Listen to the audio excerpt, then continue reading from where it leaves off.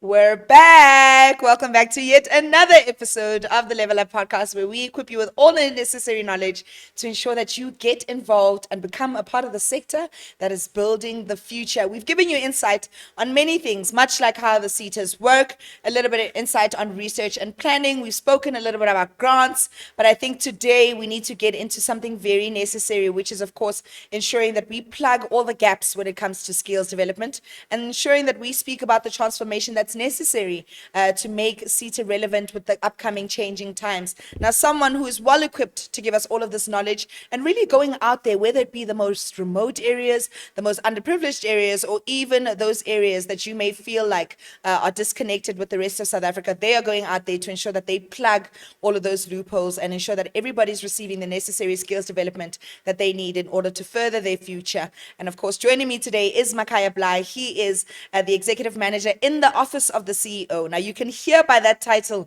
hore yay. This is a very heavy job, and I think you deal with so much that we'll touch a little bit on throughout. But let's talk about what it means to be executive manager in the office of the CEO. It sounds very loaded, especially on the workload and all the stuff that you do. But what does your day-to-day look like? Thank you very much, and good afternoon. My day is quite eventful. Yeah, I feel like you've answered the phone 20 times before we even started. There are a number of portfolios that we are working with. Yeah. One of them is the special projects, which encapsulate a number of business units under it. You've got your infrastructure development, enterprise and cooperative institutes. You've got your bursaries and the special projects themselves, which we engage, which is quite a plethora of them, divided in accordance with their work stream. So it's also strategic partnerships and collaborations with the different departments, NGOs, and other formations like your traditional councils, municipalities, quite a number of them, yes. And in the previous episode, we briefly spoke about grants, mandatory grants, discretionary grants, and then, of course, special projects. For someone that may have missed that, can you give us a little bit of an overview on what you mean when you say special projects? Yeah. Special projects are those projects that necessarily do not have to have accredited learning programs. Okay. They go beyond the call of your pivotal programs. And I'm going to give you an example. Sure. We are, as a country, currently facing what is known as a prevalent GBV. Yeah. We are running special projects around that, where we are promoting a behavior that discourages that. That's a special project.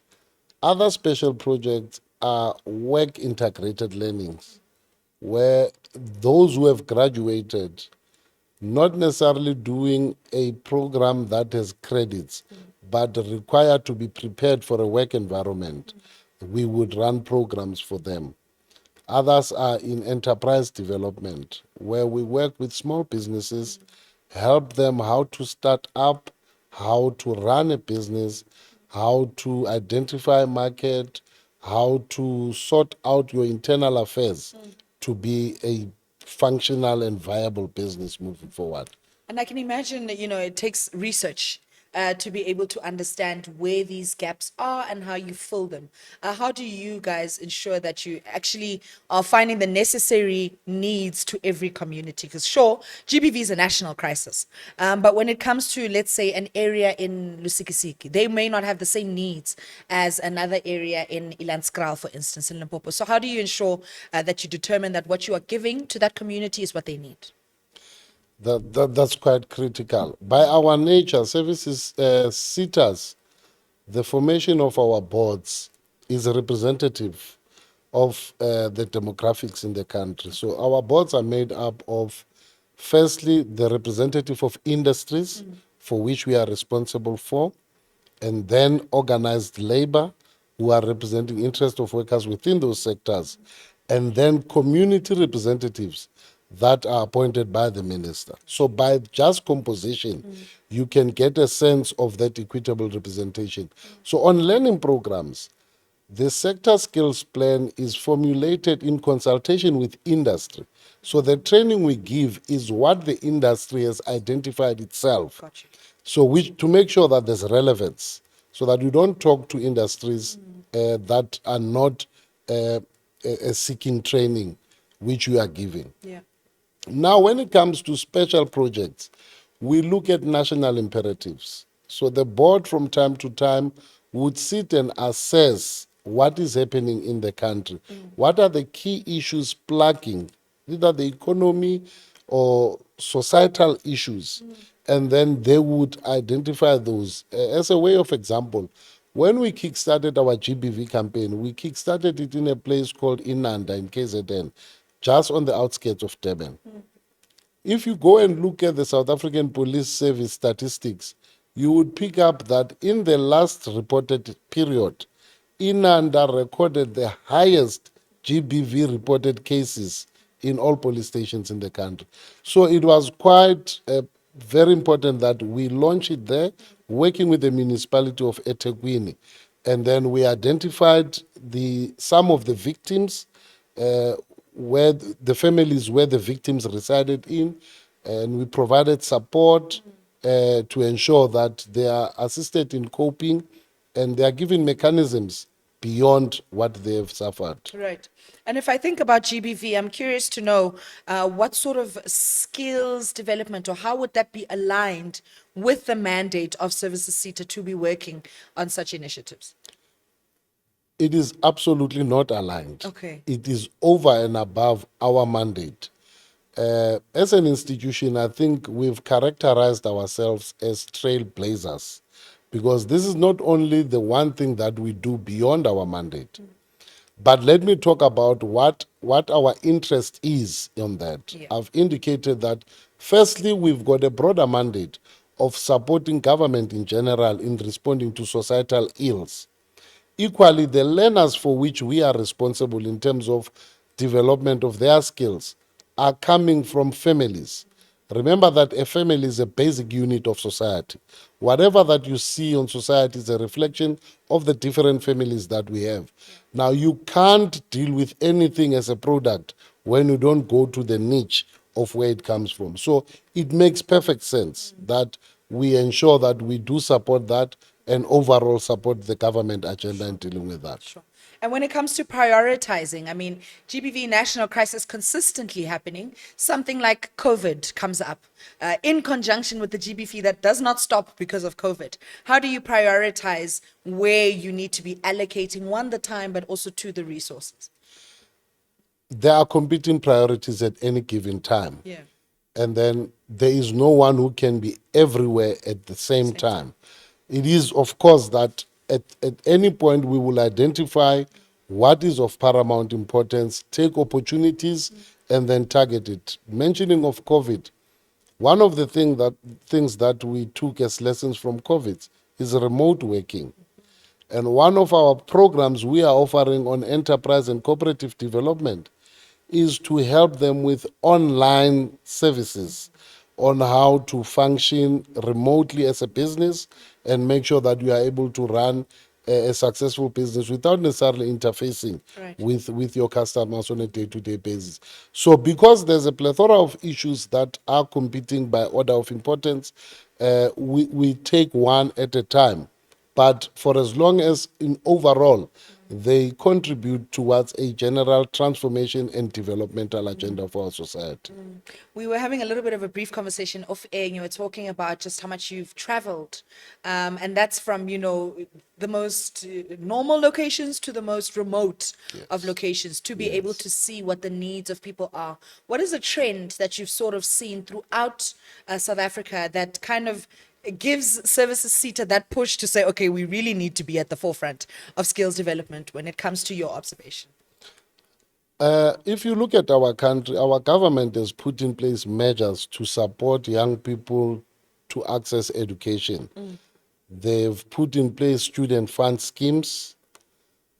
There are universities, there are TVET colleges, but we've come to realize that not all are accessible to everyone. In this country, we still have remote areas, especially in the rural parts of our country, where young people still have to travel over 100 kilometers to access help resources or even education itself. One of the fundamental principles of education in the NQF system is promotion of access to education. And Services SETA deemed it fit that to ensure that those kids in rural areas have access to education, let us bring institutions to capacitate them closer. We then took it from that point where we started identifying such areas by looking at their proximity to the predominant towns. And we built skills development centers in those areas to ensure that those kids who are unable to go to universities after completing matric or accessing TVET colleges have a nearby skills development institute where they can develop for artisanal trades of different kinds. And it's not just fly-by-night qualifications that they would find there, because they are operated by either TVET colleges or our community education and training colleges to give credible certification for employability. Yeah. So I'm struggling to grasp, I think, the gap in terms of, you saying that opportunities are there. Government has been, has provided all of these tools. It's just a matter of access. But would the gap still be big? Would we still be sitting at a 60% unemployment rate for the youth? If people just knew, I find that there has to be a bigger issue, perhaps that we're not getting to. And I think perhaps reaching them in these remote areas will assist. But I don't think that's going to cut down the 60% much more. What do you think, in your view and your experience, we are falling short on? Well, our government, in their wisdom, put together a national plan which was adopted by the country called a National Development Plan 2030. In that document, we as South Africans are projecting a future society that we want to see by 2030. And to get there, there are a number of pillars which, if undertaken and implemented correctly, will see us there. Yeah. As an organization, we have identified from the plan what our role can be to support our government to make sure that we respond to that. And if all of us play our role in contributing to each one of them, we will certainly reach a better society over that period. We are still a young democracy. We are developing, and we still need to educate our citizenry to understand their rights and responsibilities and the role they can play in making it happen. As a way of example, one of the issues espoused in the National Development Plan is a projection of a future society that is able to produce artisans at a tune of 10,000 per annum. And yet we are not aware of a dedicated government institution that drives that program. We then, in partnership with a TVET college in the Free State called Muteo TVET College, we built a one of its kind National Artisan Development Academy in Bloemfontein, which has a capacity to produce the numbers as envisaged in the National Development Plan. So these are building blocks. And over time, if put in place and implemented, we are hopeful that our future and society will look better when you look beyond 2030. And I mean, what, 32, if I'm correct, years after democracy? And it's 2025 now. We're looking to, 5 years until this plan. Where do you think we're looking, just in terms of strength of achieving this goal that we have kind of placed for ourselves? When it comes to the lay of the land, when we look at skills development, when we look at how things are increasing now, are we going to be able to reach those numbers per annum that you may have predicted? The production of these artisans, yes, that's one I can safely say we will tick. But you would need to do a proper research to analyze the progress you would have made. Government work is quite vast. We've built through other departments a number of clinics across the country, the number of hospitals that have built, the number of schools. the infrastructure development across the country that seeks to put us in the better position. I can tell you now, 10 years ago, we never had a capacity to produce our own trains. But today in the country, we are producing our own trains that are to be used in our rail system. So we are gradually getting there. A typical example is the How train. We never had a train of that magnitude. And so we are, as a country, moving gradually towards being a developed country. And it will not happen overnight, but we are getting there. So I want to quickly, before we move forward to just talking bursaries, hop on something you've just mentioned regarding the example you've used of the Gautrain. Now, when I think Gautrain, I think inaccessible to majority of South Africa. And I think that's an issue that we have throughout, is that all of these things in terms of development, making us a first world country in a third world continent, all of that is great, but who's it for? And I think oftentimes, even with, the ending of apartheid, sure, it ended, but who's still being impacted? Our minorities are still in remote areas, like you've mentioned, suffering, for lack of better words. So when we are advancing, are we looking at minorities, or is it just to say the general population? I think that's a very key thing because it links directly to the area I spoke to earlier on building skills development centers in rural areas. There are universities that have been landmarks in many towns, and people have been traveling to go there. We thought, let's bring institutions of learning closer. It is an undisputable fact that the Gautrain in the current state is not accessible to the majority. Yeah. But we should not view that as a challenge, but as an opportunity of developing our transport network and look at business opportunities that may come as a result of this shortcoming that will also augment the existing economy. So there is opportunity for growth and development to ensure that we have a sustainable network in terms of the transport system, that a person without a motor vehicle can travel across the province with ease and without limitations of time. Sure. Yeah. Some of the stuff that you mentioned on your very long list of the stuff that you do is, of course, bursaries. And I think that's very important for people to kind of hop onto this part, because that's what a lot of people rely on when it comes to furthering their education or developing and growing themselves. How are those allocated when it comes to bursaries? Is it, because I think with government, most people think, who do you know? Yeah. Or who do I know where that can get me what way? Yes. But how are those bursaries kind of allocated, and what do I need in order to qualify to even just be considered? Yeah.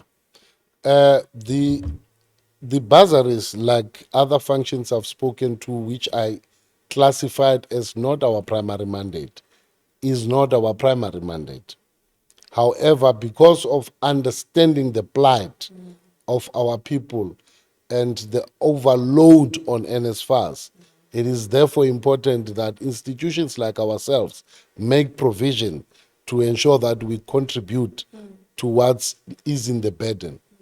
The criteria we have is documented in policy, quite easy to follow. Firstly, you must be a South African. You must be unemployed, legible, wanting to study. We do have bursaries for employed as well, Okay. because not everyone who is employed can afford education. So once you've accessed it, you must make sure that you reach a certain threshold in terms of your marks to be able to proceed, so that it's not wasted on people Yeah. who are not having the drive to study. And our bursary includes the payment of your tuitions. We equip you with study material. That includes a once-off laptop with accommodation. We are aware that not all students are accommodated in university residences.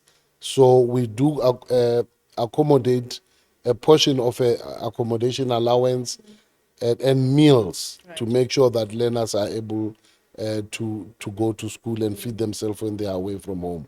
So it's quite a transparent process, but the model we use, and to make sure that there's fairness and parity, We directly engage with institutions of higher education and training, universities and TVET colleges to say, on your list of applicants, identify students who are in need of bursaries and then give us the documents that are required for us to process them and to make sure that we assist. So it's proven to be quite working because even the institutions, I think you would have seen, they are also complaining about the overburdenedness Yeah. of debt and all those things.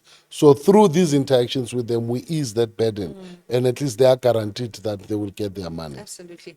I think the main question for me would be turnaround time in Yeah. that exactly, because I think oftentimes with many students when it comes to bursaries is that, sure, I've been granted the bursary and I've been approved and it's going to pay out, but when? Yeah. And we see students sleeping in libraries. We see students doing all of these drastic measures because my bursary didn't pay out.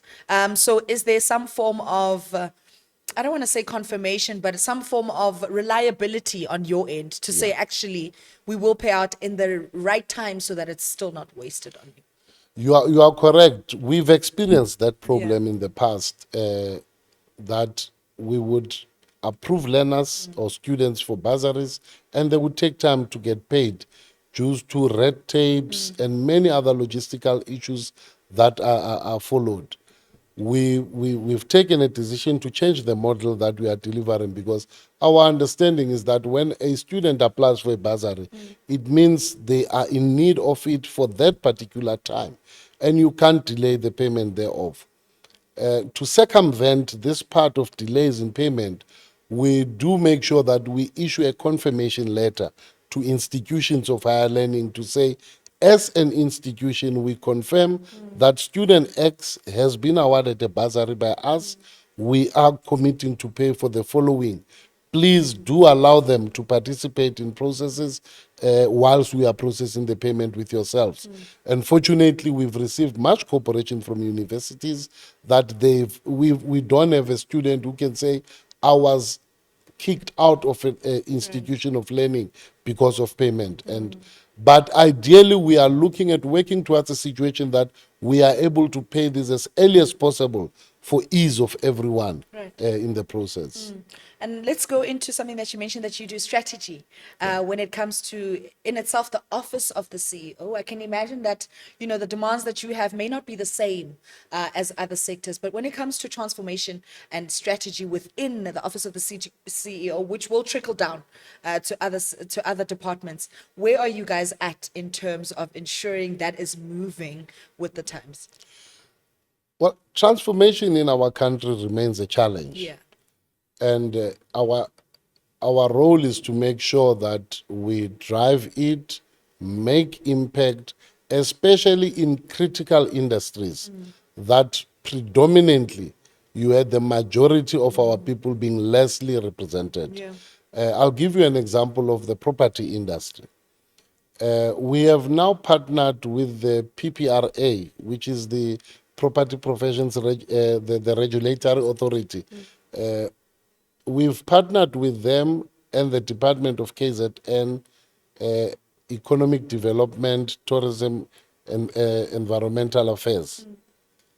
They, we have recruited just over 700 learners in the real estate industry, mostly from Africans, to make sure that we equip them with the necessary knowledge and skills to participate in the real estate.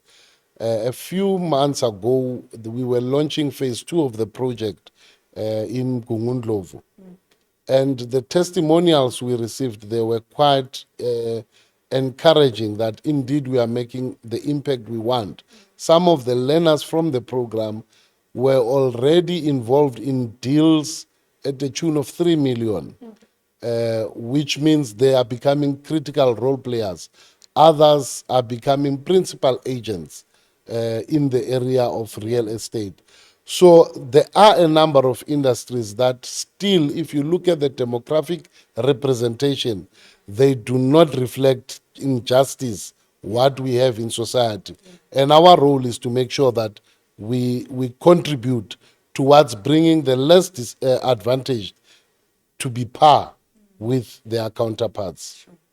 And it sounds like a lot of research and planning goes into it to be able to know where you're supposed to be filling in these gaps. What are some challenges that you have faced in terms of ensuring that you implement your mission, ensuring that you implement the need for transformation within Services SETA? What are some of the challenges that you faced? Yeah, firstly, I must confirm it's a lot of research. That is why internally we do have a research unit that troubleshoots for us to make sure where the areas are. One of the greatest stumbling blocks is resistance. Okay. Resistance to change. You would know that people are not very welcoming of change at No. first.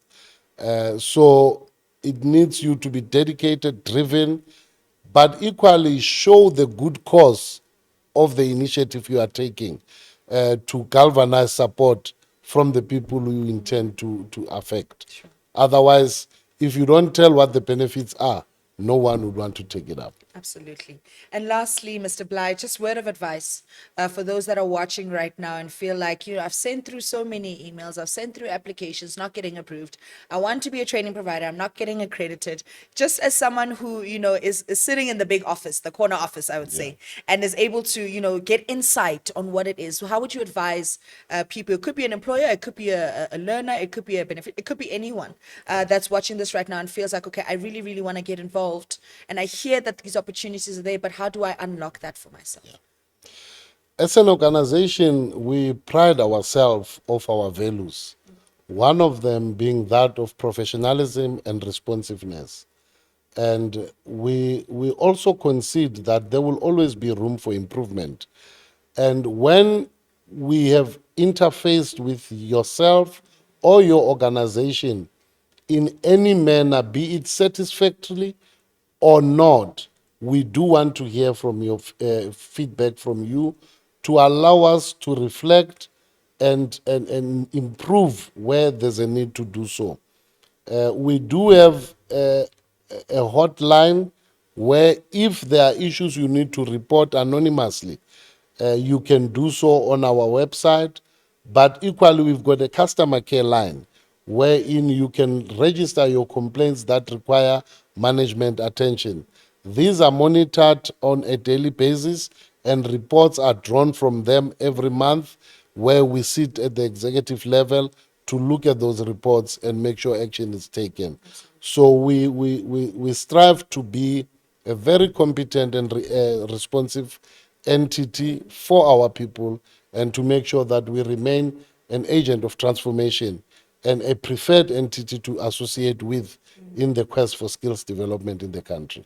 I think that's the perfect way to wrap it up, Mr. Makhaya Blaai. He is executive manager in the office of the CEO. He said it best. I think there will always be room for improvement, and that speaks to you as well. Get up, get involved, level up, and ensure that you find all those necessary tools.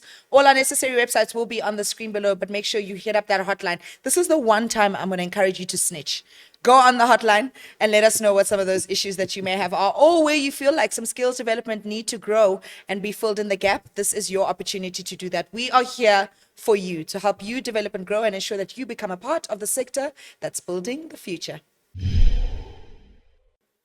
Welcome back. If you've just joined us, you've actually come at the very right time, because I have an expert here to join me to give us a little bit of insight regarding how you can get accredited. I know that's the question on everyone's mind. How do you go about ensuring that you get accredited, that you have the right documents, and firstly, who can qualify? Now, joining me today is the Director of Accreditations at QCTO, Mr. David Thaga. Good afternoon to you, and thank you so much for your time. Yeah, good afternoon, and thank you very much for having me. Thank you very much. Yes. I think obviously everybody wants to know, because this is the part that either opens the door for you, Yes, or leaves you waiting.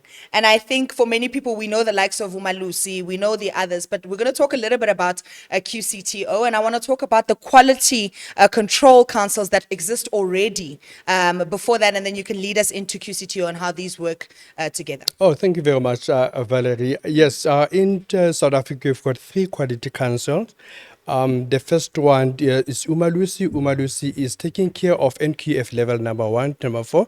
It's actually mainly on the schools. Okay. And you also have the CHE, Council of Higher Education, that is looking for the from NQF level number 5 until to NQF number 10. Got you. So yeah, at QCTO, we are part of the sub-framework that is actually now focusing on the occupational qualifications, the part qualifications, and the skills programs.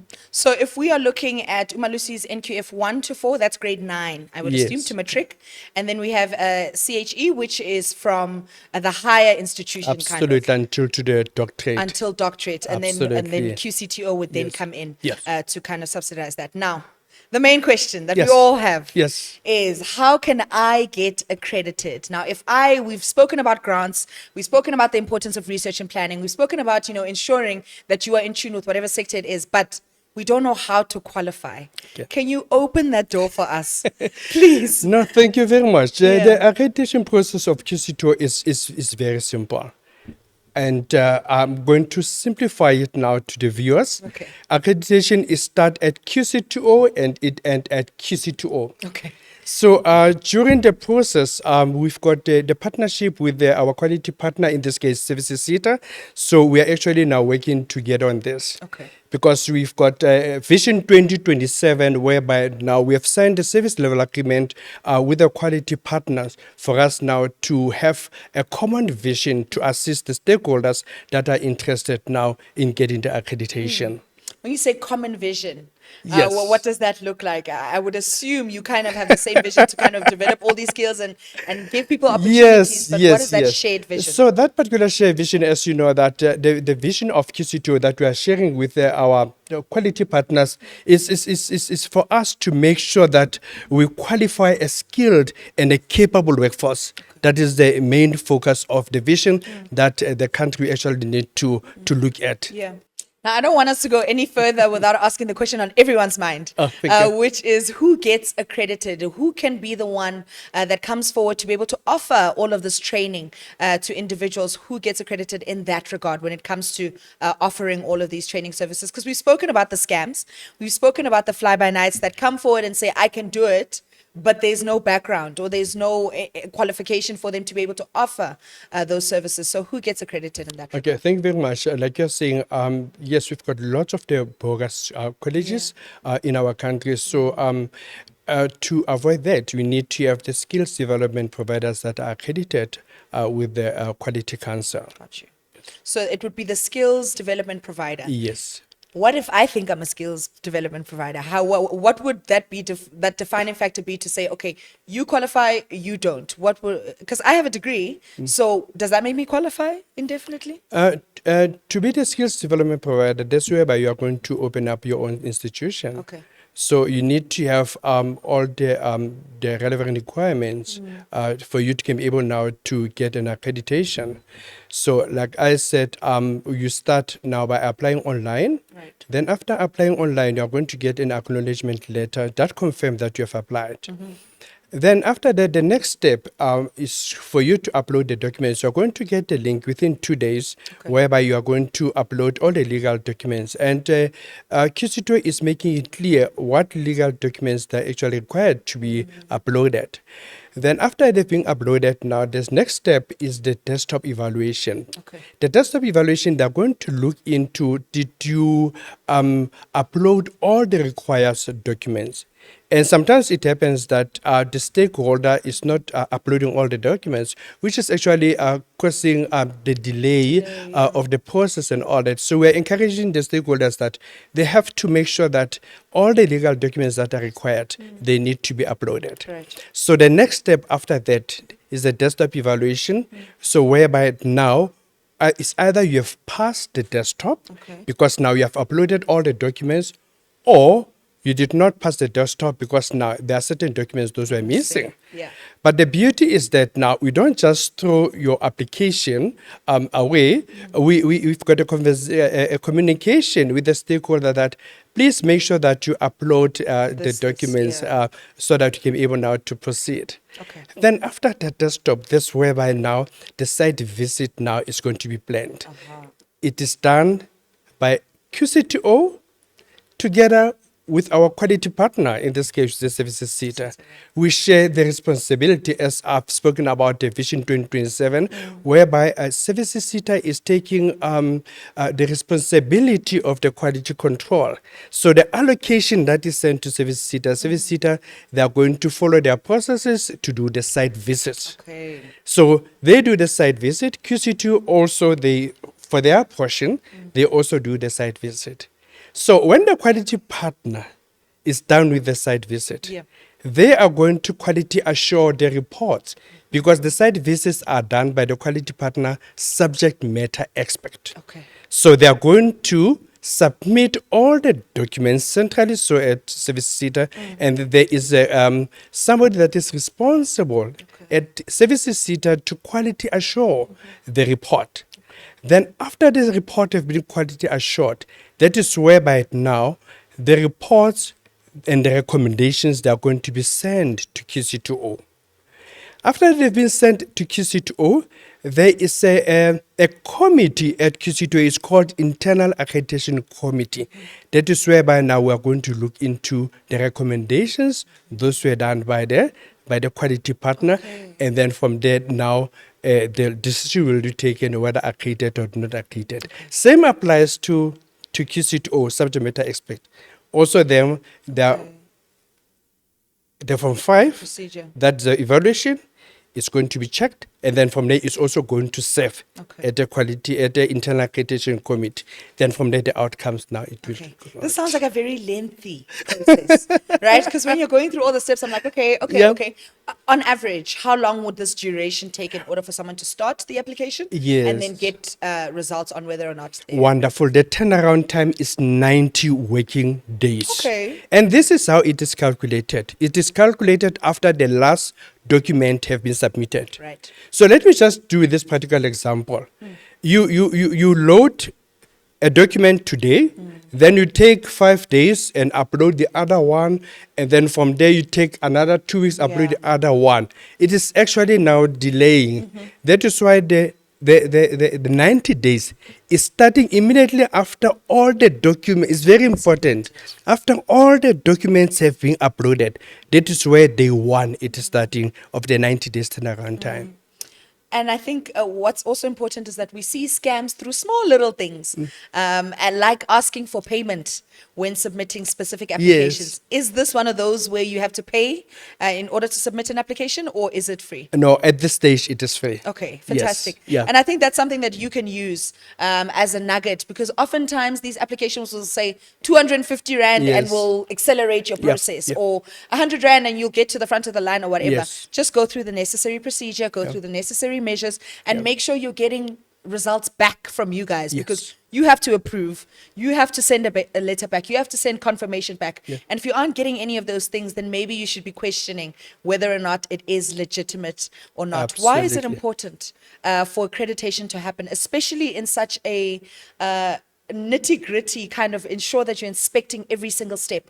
Why is that so important for learners that are going to be receiving all of this skills development? So what is important for the skills development provider to be accredited? So when the learners, they go and attend at that particular institution, they know that this institution, it is accredited, and it is actually credible. So they'll be able now to to contribute into the economy of the country 100%. because now they've attended at an accredited skills development I'm provider. actually learning real things Yes. from real people that actually know yes. what Thank they're you. talking Yeah. about. And in terms of the confidence that it gives, when it comes to these training providers themselves to be accredited and go forward and give this information to people, what sort of kind of leg up does it give them? Yeah.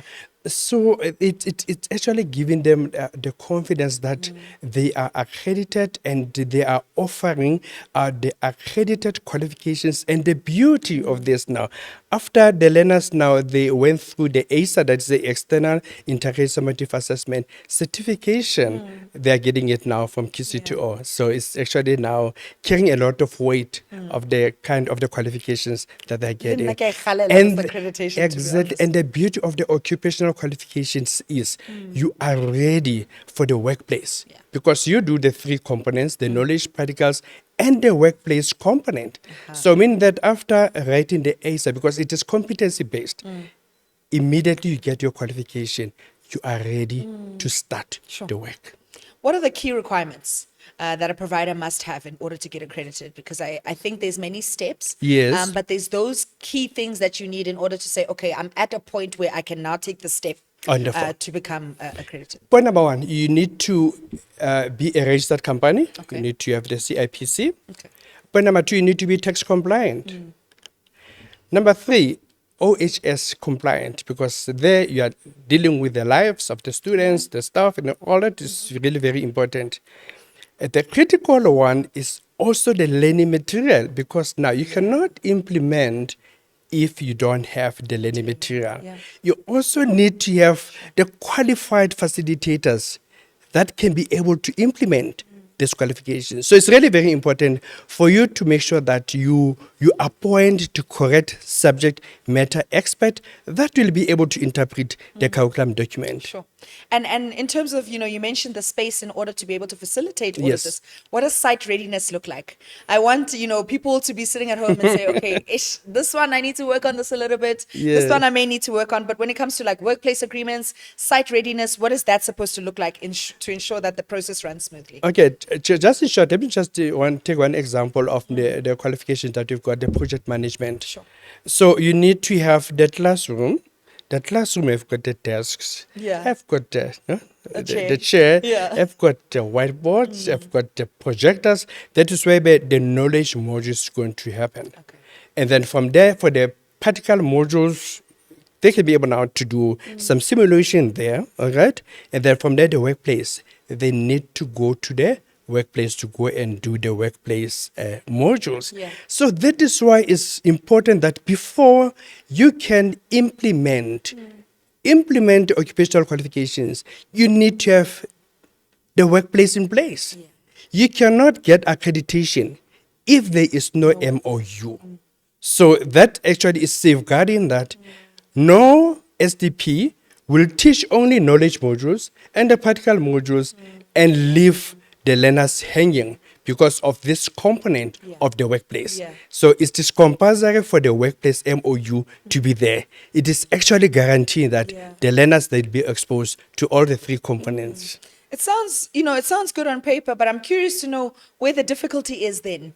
Because, you mentioned all of those steps, Yeah. and I think maybe people don't know, or your application will only be counted after your last document. Where are people going wrong in terms of, documents? Yes. Is it the fact that they're missing out perhaps Yeah. a clearance, a police clearance, or is Yes. it, where are people getting stuck in Yeah, the process? people they are getting stuck in uploading the documents.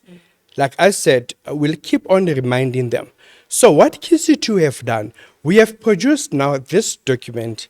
This beautiful document is called the Road to Success. So the Road to Success have got a checklist that is assisting the skills development provider. If you apply, these are the steps from number one until to the last. And the beauty of this road to success is not only talking about the accreditation, it's talking about all the domains or the units of QCTO, how qualification is developed, how to get the accreditation. After getting accreditation, how do you implement? So it is on a public domain, so the stakeholders they can be able now to download it from QCTO website, and then from there, you'll be able now to see how simple it is to apply for accreditation. Yeah.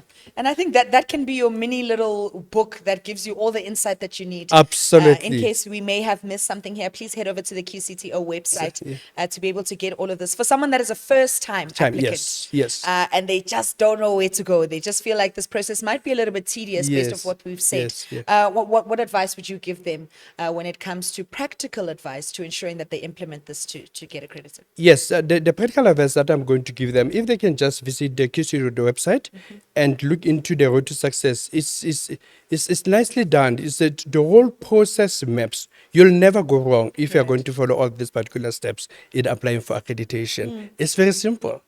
And we are giving support. Yeah. I think that's the thing, right? Is that Yes. once you have the information, Yes. it's much easier for you to actually realize, this is not as bad Exactly. as they made it out to be. And I think I'm so grateful for you to come through to Exactly. give us all of this information. Thank you so much. Head over to the website. Don't forget Yes. that there are bogus websites out there. There are bogus training accreditors as well.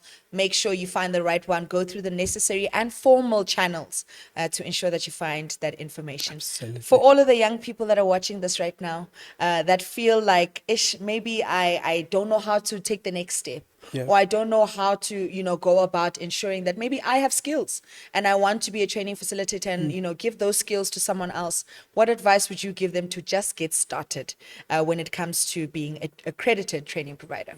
Okay, what they can do, they must just visit the QCTO website and look into all the available qualifications that are on the website. Yeah. Then they can be able now to apply for accreditation based on if they meet the requirements of all the things that are actually required for the accreditation. Beautiful stuff. I think that's the Yes. perfect way to wrap it up. Yes. Mr. David Thaga, he is the Director of Accreditations at QCTO, giving us all of the insights that we need. Thank you so much for your Thank time. you. And I hope you have a great day further. Yes, no, thank you very much. Beautiful stuff. Thank When you. we come back, we give you some amazing facts that you may have missed from our conversation. Or if you don't want to go to the website, you can stay tuned. You can apply for bursaries at the Services SETA website. That's a myth. You can actually apply to Student Financial Aid Office at public institutions such as TVET colleges and universities. Well, that's it for this session. We'll catch you next time on the Level Up podcast, where we make sure you get involved and become a part of the sector that's building the future. I'll see you next time.